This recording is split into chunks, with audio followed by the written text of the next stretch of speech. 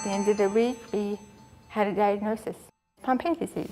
Muscle weakness, difficulty breathing, sleepless nights. Are these symptoms of a serious illness or just a variety of minor problems? Could you make the diagnosis?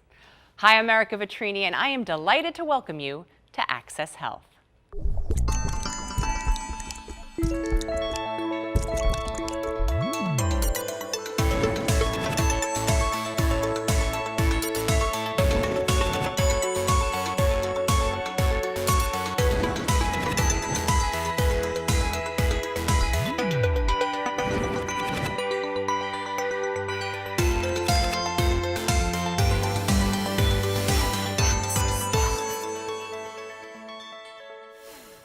The symptoms can be subtle, but the results can be devastating.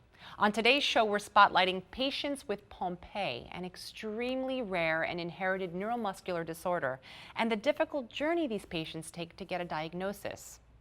With me is our team of specialists. First up, he's the distinguished researcher and surgeon, Dr. Dennis Holmes. Next, she's our certified nutritional expert, Janet Zapala. And finally, when he's not at the gym, he's running circles around our studio, fitness guru, Dave Sinclair. We've got a great show ahead of us, ready to create some awareness. For sure.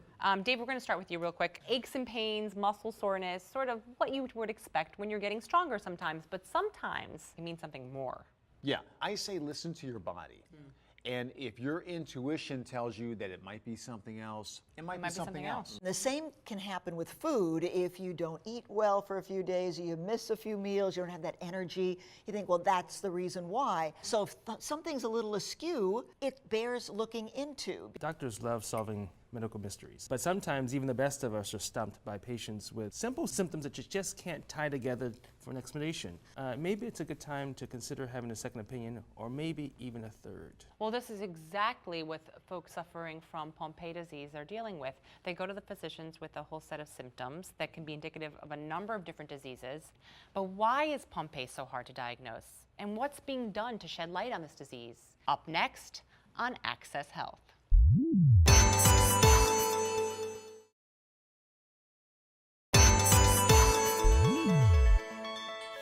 Here at Access Health, we get to raise awareness about so many important health topics, including awareness of rare diseases. Having an undiagnosed, unexplained condition is one of the most difficult situations that a patient and doctor can go through. That's why it's always our pleasure and really a thrill here on Access Health to be able to crack the case of this medical mystery. And joining us to explain one such medical mystery is Dr. Barry Byrne, rare disease specialist and director of the University of Florida Powell Gene Therapy Center. Dr. Byrne, it is such a pleasure to have you here on our show. Eric, I'm glad to be here. Welcome to the show. Thank you. And so you're here today to spread awareness about a rare disease, one that is notorious for eluding a proper medical diagnosis for sometimes decades. It's called Pompe disease, and it is very serious, highlighting the need for early diagnosis. So tell us, doctor, what exactly is Pompe disease? Pompe disease is a form of muscular dystrophy, which is mostly dominated by weakness, and patients can develop this weakness at any age. So I understand this is an inherited condition, but can you explain the genetic basis behind it? When a parent carries one of the defects in the gene for Pompe, it can be passed on to the children, and in a proportion of the children. In either parent? or Both does it parents have to be carriers in order for the child to be affected. That parent may not know because having one gene, they may not have any of the symptoms. Correct. So all carriers are asymptomatic, like those that have no carrier status. It's really not detectable in the carrier at all. When do these symptoms start to show themselves? At what age? All age groups can be affected. There's no preference for men or women. The onset of the symptoms is related to the severity of the problem in the gene. So those with the most severe problems in the gene are detected early, and those with milder problems have more delayed symptoms and a slower rate of accumulating those problems. Now, someone with, say, an adult onset of this disease, when would they expect to see symptoms? Patients often present into the third or fourth decade of life, but when they think back into their childhood, there's many times evidence earlier, sometimes more than 10 years earlier. Could you tell us what kind of symptoms doctors and patients should look for? Well, as with many patients with weakness, they can have difficulty walking, climbing stairs, or getting up from a chair. But one of the earliest problems patients experience is difficulty with breathing at night.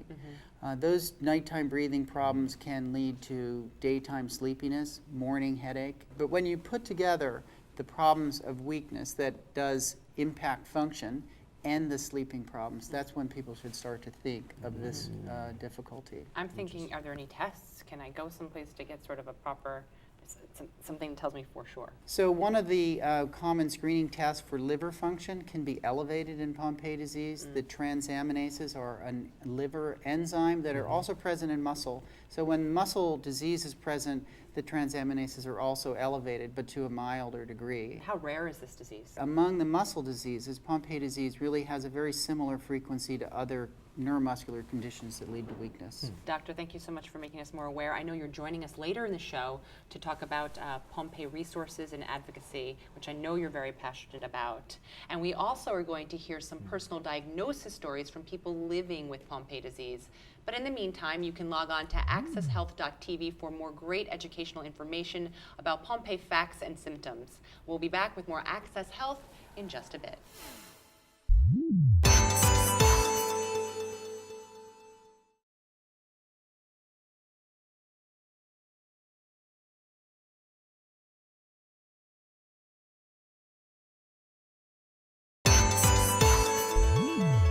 Today we're on location at the beautiful JW Marriott San Antonio Hill Country Resort and Spa to spend time with two very special people, Tiffany and David, who have been profoundly affected by Pompe disease.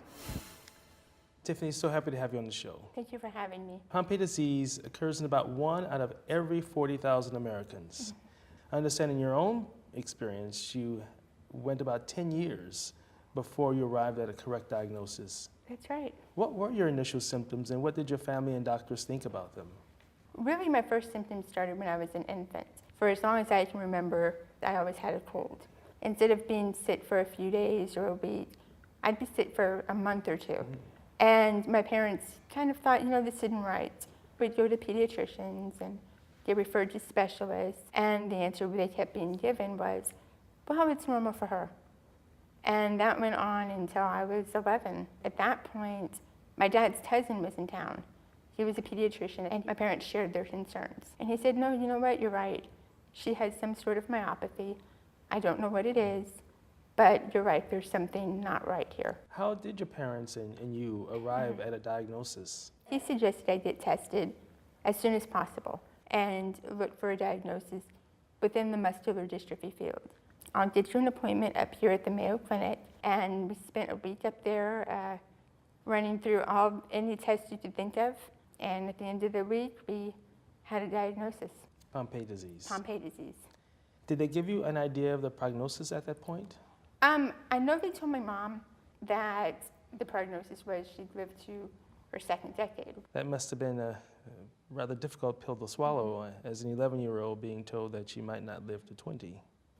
Yeah, it was, and honestly, in some ways it wasn't, because my parents didn't ever really listen to that, I guess.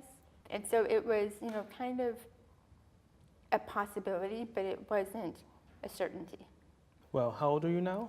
32. Well, clearly something's working because is. you're definitely proving the original doctor wrong when he or she suggested that you only had perhaps until 20. What management options did they have for you at that time? In '95, there were really none. There was some research being done and some suggestion that diet and exercise might help. And I tried it for many years. It didn't work for me. Now, I understand a few years later there was a clinical trial that you became involved with, Yes. which did offer you some alternative approaches. Yes. I'm very grateful and happy to say that the trial worked. And here you are, bigger, stronger, and Yeah. smarter. Now with your law degree, I understand. Yes, I completed my law degree in 2011. I understand that you're also the president of the AMDA, as well as the chairperson of the International Pompe Association. The AMDA, it's also known as the Acid Maltase Deficiency Association. Right around the time I was diagnosed, 95, my parents actually started our organization. A big component is patient advocacy, patient support, but especially in the early days, promoting research was a huge component of what the AMDA did. Now, I understand April 15th is an important day in the Pompeii community. It is International Pompeii Day. It was the day that Dr. J.C. Pompeii was actually killed. And J.C. Pompeii is the man who discovered Pompeii disease back in 1932. He was actually in the Dutch resistance. We chose April 15th because it represented fighting against adversity and continuing to pursue what you believe is right, just continuing to fight the fight. I'm also the chair of the International Pompeii Association. For the IPA, one of the main initiatives is to promote and support better disease management across the globe. If you'd like to tell the world one thing, what would it be? Be your own advocate. If you think that there's something wrong, don't stop looking for answers. I greatly appreciate you sharing your message and joining us on Access Health to talk about this important but uncommon condition. Thank you so much for having me. For more information about the AMDA and Pompeii disease, please visit our website at accesshealth.tv. I'm now with David Hamlin, founder of the United Pompeii Foundation, patient advocate, and father of Eric, a young man living with Pompeii disease. David, so great to have you on the show. Thank you for having me. Tell me about Eric and the road that led to his diagnosis. Eric is now 27 years old. When Eric was about three and a half years old, he was diagnosed with Pompeii disease, which was kind of a total shock for us. When Eric was first born, everything seemed normal. When he had his first year checkup, they did the blood work and everything, and we got a call from the doctor that there was something abnormal with the blood test. We found out later there was actually notes put in the chart that he had head lag and leg muscle weakness, but it was never told to us. Eric was slow reaching some of his milestones. He didn't walk until the day before he turned 2. And when he did start walking, we noticed he walked on his tiptoes. My wife always thought that there was something not quite right. A couple years later, I had gotten in an automobile accident, and I was on a follow-up checkup, and I had Eric with me. We got ready to leave, and the doctor was watching him, and he said, "By chance, have you had Eric checked?" And I said, "Well, why?" He goes, "Well, he walks kind of funny, and there may be something wrong with his hips." So it's okay. So we made an appointment with an orthopedic surgeon from our local children's hospital. We noticed they were really squeezing his legs and stuff, and So they're concerned about his muscle tone. yeah, and you could see kind of a concerned look on his face, and he mentioned, well, maybe you need to see a neuromuscular specialist or a neurologist. We met with the neurologist, and he looked at us and said, Eric has Duchenne's muscular dystrophy. By the time he's in his late teens, he's going to have a steel rod in his spine, and by the time he's 20 or early 20s, he's going to be dead. Wow. And and my wife's bawling, my son's bawling, I'm probably bawling at the time. Well, devastating news. We had gone from possibly having maybe something wrong with the way he walked to now being told that he was going to be dead by the time he was probably 20 years old. We had a follow-up appointment with the doctor and told her what happened, and she goes, let's follow a path and let's do the testing.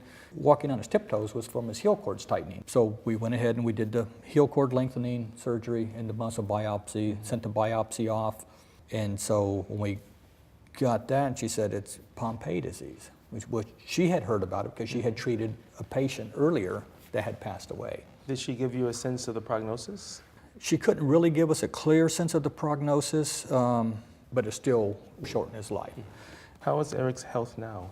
Eric is fairly healthy now. Since the time he was diagnosed until now, there have been options that have come along to help him deal with Pompeii disease. I think having the continuity of the parents there with him, nobody's going to take care of him better than, I would say, one of us. I assume he is wheelchair dependent. So He's wheelchair dependent. Is he homebound or does he get out? Oh, he gets out quite a bit. He loves the mountains. He loves the ocean. We make a trip to the mountains probably once every couple weeks. So considering all the challenges that you've had, both financially and medically with the care of Eric, I suspect that you have pretty good insight about what other families might go through. And is that what led you to form the United Pompe Foundation. There was a thought that maybe there was something we could do to help other patients that are facing this or will be facing this. When I decided I was going to stay home and take care of Eric, we had dealt with a lot of these issues. And so in 2002, we started the United Pompe Foundation to offer financial assistance, information. We can help patients that are just learning how to deal with this, whether they have children with Pompe or spouse with Pompe, or maybe it's just their self with Pompe. Mm-hmm. We try to become a resource for them to do that. Well, thank you so much for sharing your story and Eric's story, and for the advocacy and leadership you provided to the Pompe community, which allows everyone to learn from each other and improve the outcomes long term for people affected by this disease. Again, thank you for participating in the show. Thank you. Wow. Tiffany, David, Eric's story, so very inspirational. For more information about Pompe disease, please visit our website at accesshealth.tv.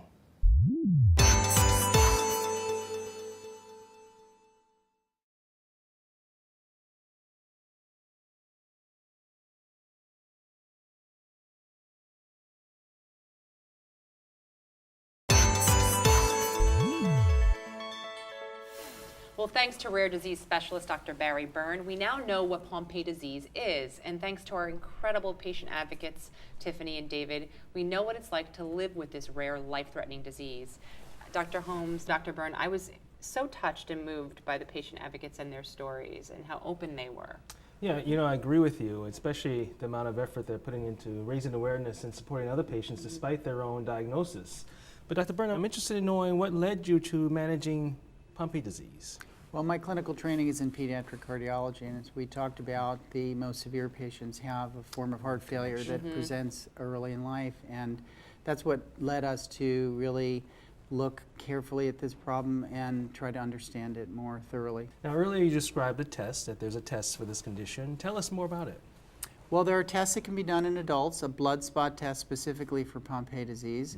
There are also panels of genetic tests which are becoming available that will look at a variety of related conditions.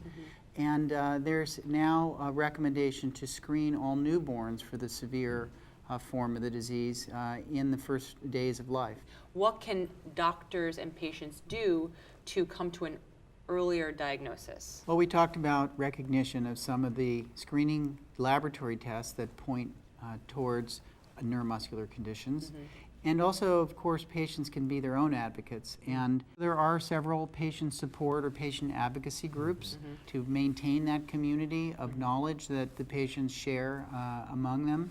And that helps identify ways that they can help manage their disease for their lifetime. And I hope that we give the tools to patients to sort of be able to better manage their disease. And of course, we wish the very best to the patient advocates, Tiffany and David. And don't forget that you can log on to accesshealth.tv for all the resources you need on Pompe disease.